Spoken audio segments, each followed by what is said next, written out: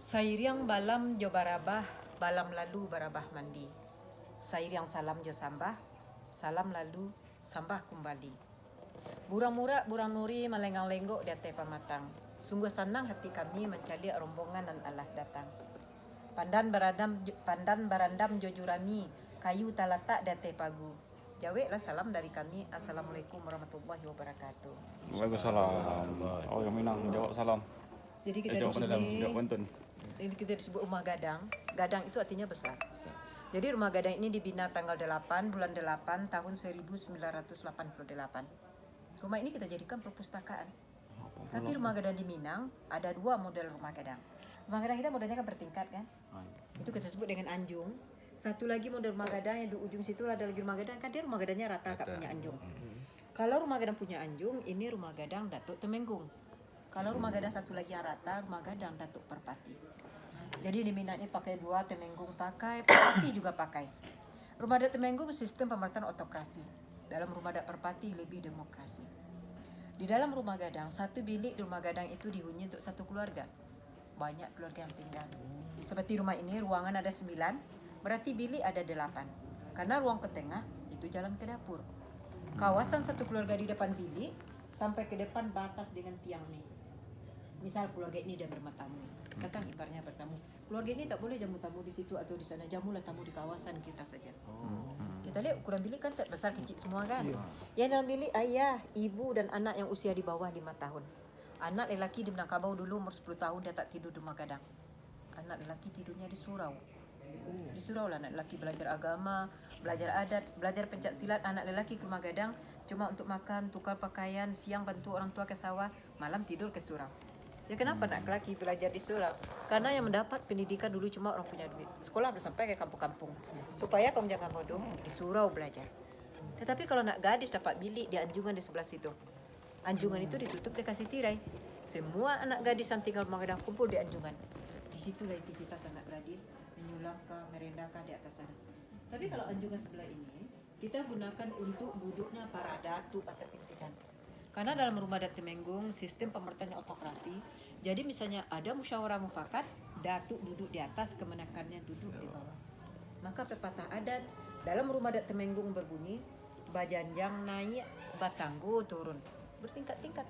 Tapi dalam rumah adat Perpati, rumah rata tak punya anjung, ada musyawarah mufakat, datuk dengan kemenakan duduk di lantai yang sama. Pepatah adatnya berbunyi, duduk sama rendah, tagak sama tinggi. Dia lebih demokrasi. Bilik paling ujung sebagai bilik pengantin yang baru menikah, rumah gadang perempuan akan tinggal di bilik paling ujung. Ada menikah lagi yang perempuan, penghuni bilik paling ujung pindah ke bilik nomor 2. Ada menikah lagi juga akan bergeser lagi, ini untuk yang perempuan. Karena di Minang terjadi pernikahan, nanti suami tinggal di rumah istri. Anak lelaki rumah gadang menikah, yang tidak ada keluar, dia tinggal di rumah istrinya. Kalau dia keluarga itu sudah tinggal di bilik paling ujung, keluarga itu harus siap-siap untuk keluar dari rumah gadang. Karena keluarga itu sudah menggunakan fasilitas yang ada di dalam rumah. Tapi yang lama tinggal di rumah gadang, yang ekonomi kurang mampu. Kalau yang kaya, di bilik nomor 2 atau bilik nomor 3 keluarga itu akan pindah. Dia buat rumah yang baru, bukan rumah gadang tapi rumah biasa. Karena rumah gadang ini dibina atas nama suku, bukan nama keluarga. Jadi ukuran bilik yang kecil ini memberi isyarat atau kiasan kepada seorang suami atau seorang bapa supaya giat bekerja, buatkan rumah untuk anak istri. Kalau disediakan biliknya besar atau banyak, nanti seorang suami malas cari uang karena sudah selesai tinggal di rumah gadang. Untuk duduk tamu dalam rumah gadang juga diatur. Kalau yang datang itu tamunya duduknya seperti ini, seperti bapak menghadapnya keluar. Tapi yang punya rumah seperti bapak menghadapnya ke dalam. Itu ada artinya juga. Si tamu kalau dipersila duduk menghadap ke dalam. Nanti si tamu bisa melihat kekurangan-kekurangan yang ada di dalam rumah. Untuk menghindari jangan terjadi pergunjingan atau fitnah. Si tamu menghadapnya keluar. Yang dilihatnya indah saja, pemandangan yang dilihat. Keuntungan bagi tuan rumah duduk dia menghadap ke dalam. Ada jamuan makan misalnya dalam acara kenduri, ada makanan yang kurang di ujung ini. Kita sebagai tuan rumah tak perlu berteriak minta tambah sama orang dapur. Cukup beri isyarat atau signal sama orang dapur cepat ganti makanan yang kurang. Dapur rumah gadang ini cuma satu, dapurnya panjang, tapi tungku masing keluarga itu masing-masing. Masing keluarga masak seorang, tak kongsian masaknya. Kita lihat lagi rumah gadang kita ini tiangnya tak lurus kan? Dia mengembang ke atas, tingkap juga kita lihat sengit kan? Konstruksi rumah gadang dibuat seperti ini oleh nenek moyang Minang itu jauh lebih tahan dari gempa bumi. Di daerah kita ini banyak gunung Merapi. Dan ini sering terjadi gempa. Bagaimana rumah lebih tahan dari gempa? Dibuatlah rumah gadang tak dipaku. Rumah gadang itu sistem pasak. Jadi ketika digempa terguncang, dia ikut elastis fleksibel. Makanya 2 kali terjadi gempa besar. Tahun 2007 dan 2009 terjadi gempa. Rumah gadang tak ada rusak, rumah dari semen banyak yang runtuh. Makanya ada pepatah adatnya yang berbunyi, condong nan indak membawa rabah. Dia condong, tapi takkan rebah. Juga mengenai ukiran itu juga bukan sekedar diukir, ada makna yang terkandung dalam ukiran. Karena falsafah ukiran berbunyi, alam tak kambang jadi guru, cancang kayu jadi ukiran. Orang Minang kalau membuat ukiran, berguru kepada alam, berpedoman kepada alam. Cancang kayu jadi ukiran maksudnya kayu yang besar jadikan tiang atau tonggak. Tapi cancang kayu yang kecil-kecil bukan dibuang percuma. Dapat digunakan dijadikan ukiran. Tak ada yang terbuang, tak ada yang mubazir. Contoh ini nama ukirannya kucing lalok. Kucing lagi tidur. Ya, ini sifat tak boleh ditiru ini. Sifat orang pemalas kerja tidur saja. Kenapa ukiran itu diletakkan di dalam rumah gadang? Kan kalau kita di Minang terjadi pernikahan nanti suami tinggal di rumah istri. Suami dalam keluarga istri kita orang Minang memanggilnya orang Semando. Kalau negeri sembilan dia bilang orang Semenda.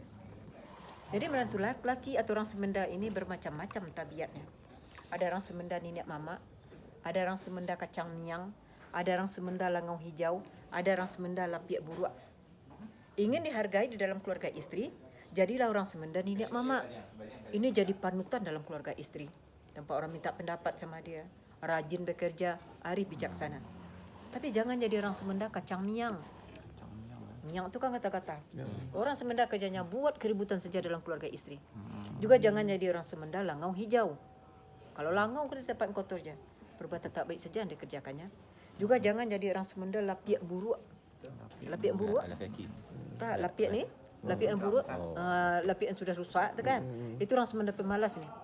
Kenapa dibilang lapiak buruk? Karena pemalasnya kerjanya tidur saja sampai buruklah lapiak ni. Kalau ada orang Semenda pemalas itu dalam rumah gadang, orang rumah gadang tak akan bicara langsung kepada yang bersangkutan, akan sindir saja. Jadi kebetulan ada orang Semenda pemalas dalam rumah, ada kucing. Kalau kucing di rumah kan kerja tidur saja, kalau lapar cari makan ke dapur. Untuk menyindir kepada orang Semenda lapiak buruk dan pemalas, berbicara orang rumah gadang kepada kucing sekeras-kerasnya seperti ini. Kucing ko lalok kalalok saja. Katanya kucing ini kerjanya tidur saja. Menyindir kepada orang Semenda lapiak buruk dan pemalas, gambaran seperti kucing yang lagi tidur. Di pintu atau di tingkap nama ukirannya si kambang manik, bunga yang indah. Ini melambangkan sikap keramah tamahan orang Minangkabau dalam menyambut tamu. Ada lagi nama ukiran itu itik pulang patang. Itik pulang petang, ini melambangkan keteraturan atau kedisiplinan. Kalau itik jalan tak ada yang komando, dia terbaris sudah satu-satu dia kan. Ada lagi nama ukiran itu pucuk rabuang. Pucuk rebung, pepatah adatnya berbunyi ketek paguno, gadang tak pakai. Maksudnya waktu kecil rebung bisa jadi gulai. Sudah tua bulu dapat kita pergunakan buat rumah bisa dari bulu. Jadi maksudnya kita hidup dari kecil sampai tua bergunalah untuk orang lain. Juga kita lagi kalau kita buat rumah tingkapnya kita buat keluar kan. Rumah gadang ini tingkapnya ke dalam. Ada 2 keuntungan. Kalau kita buat tingkap keluar, ukiran akan cepat rusak kena tepisan hujan dan sinar matahari, itu yang pertama. Yang kedua dari segi keamanan. Kalau ada serangan dari luar, kalau tingkap di luar kita menutup tingkap itu kita yang kena dulu. Tapi apa kita tolak dari dalam, tingkap itu akan tertutup. Kita lagi di depan rumah kan ada bangunan kecil di depan rumah itu namanya rangkiang, itu untuk simpan padi. Kalau di Malaysia pakai kopok ya? Kopok ya Pak ya? Kita lihat bentuknya kan sama kan? Yang membedakan dari jumlah tiangnya. Yang 2 itu tiangnya 4. Sebelah ini tiangnya 6. Paling ujung tiang 9. Tiang 4 paling ujung, padi digunakan untuk acara adat. Misalnya untuk acara kenduri, ambil padi paling ujung. Ada bagi-bagi. Tiang 4 lagi agak di tengah, padi digunakan untuk membantu fakir miskin. Untuk sedekah, untuk bayar zakat. Tiang 6, padi digunakan untuk makanan sehari-hari penghuni rumah gadang. Paling ujung tiang 9, padi kita gunakan untuk pembangunan di kampung. Misalnya di kampung, orang buat jalan, buat masjid, ambil padi situ jual, hasil penjualan padi bantu untuk pembangunan. Jauh letak rangkiang dari rumah gadang ada artinya juga. Kalau terjadi kebakaran di rumah gadang, orang rumah gadang tak akan kelaparan. Padi masih terselamatkan. Jadi mengambil padi nanti pakai tangga, siap simpan atau ambil padi tangga nanti simpannya di bawah kolong rumah gadang. Kalau diletak tangga di situ, ya dicuri orang nanti, tak aman nanti juga untuk budak-budak. Juga akan banyak jadi pertanyaan bagi kita orang Minang ini. Katanya kenapa di Minang bagian harta untuk anak perempuan katanya lebih banyak dari anak lelaki. Di Minang pakai adat Temenggung, pakai adat Perpati, harta dia bagi 2. Pertama harta pusaka tinggi, kedua harta pusaka rendah. Yang dimaksud harta pusaka tinggi, harta yang secara turun-temurun dari nenek moyang kita, contoh rumah gadang, sawah dan ladang, ini milik suku, milik kaum, milik bersama. Secara turun-temurun harta itu untuk yang perempuan. Cuma harta itu hak guna, bukan hak milik. Tak boleh dijual, boleh cuma digadaikan. Tapi untuk menggadai syaratnya juga sangat ketat sekali. Gadaikanlah harta pusaka tinggi. Syarat pertama yaitu rumah gadang katirisan. Maksud rumah gadang banyak rusak, kita tak punya uang untuk memperbaiki rumah gadang, ada sawah sebagai harta pusaka tinggi, boleh gadaikan sawah untuk memperbaiki rumah gadang. Yang kedua syaratnya yaitu mayit tabuju dalam rumah. Ada kematian, tapi kita tak punya uang untuk cara penyenggerak mayat, boleh gadaikan harta pusaka tinggi untuk penyenggerak mayat. Maksudnya seperti ini juga. Apa orang Minang meninggal butuh biaya yang sangat besar untuk penyenggerak mayatnya? Bukan itu. Supaya kita jangan mudah gadai harta pusaka tinggi. Kalau dia meninggal di rumah gadang, kita di rumah gadang akan bekerja sama, bergotong royong untuk penyenggerak mayat. Yang ketiga syaratnya yaitu gadih gadang alun balaki. Ada tak perempuan cukup umur untuk dinikahkan di dalam rumah gadang ini, tapi kita tak punya uang untuk cara perkahwinannya, boleh gadaikan harta pusaka tinggi. Gadaikan harta bukan ke orang lain, kepada yang satu suku dengan kita. Jadi waktu menebus tidak terlalu rumit. Kalau tidak tertebus harta tidak akan kemana-mana, masih milik suku kita juga. Kedua, ini harta pusaka rendah, harta pencarian orang tua, ini pembagian sesuai dengan hukum Islam. Hukum faraid, anak laki-laki dapat bagi lebih banyak dari anak perempuan.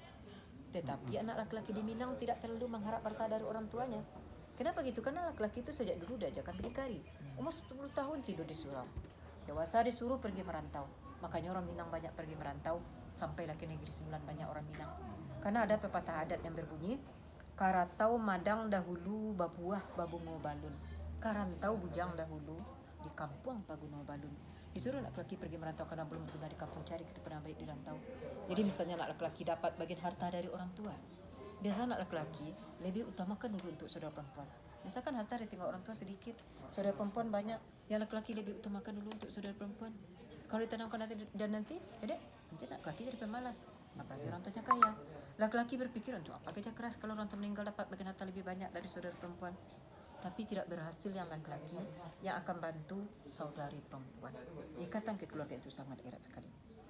Jadi sebenarnya pembagian harta dalam sistem maternal Minangkabau bukan kaum perempuan itu lebih ditinggikan atau lebih diutamakan, bukan itu. Sangat melindungi kaum perempuan. Misalnya sebagai kaum perempuan, suami sudah meninggal, tidak punya rumah, berhak tinggal di rumah gadang. Tak punya kerja, bisa jadi petani atau peladang dan tak pusaka tinggi. Kaum perempuan akan terlindungi, tak akan tersia-sia. Itulah sedikit mengenai Minangkabau. Kalau ada persoalan boleh ditanyakan. Itu bukan sedikit, itu sudah jelas sangat. Iya. Sedikit lagi ya. Iya. Kalau tak ada, tadi diawali dengan pantun, ditutup juga dengan pantunnya. Ya. Sedap pantunnya berbunyi. Si cerek di tepi banda, kok condong tolong tagakkan. Dari ketek ambo baraja, kok salah tolong tunjukkan. Kok sanak karimbo iswa, bawakan kami si rotan panjang. Kok ndak rotan, aka jadi juo. Kok sana tak cintu iswa, karena lah kami di Padang Panjang, di museumku gitu wasu. Assalamualaikum warahmatullahi wabarakatuh. Terima kasih.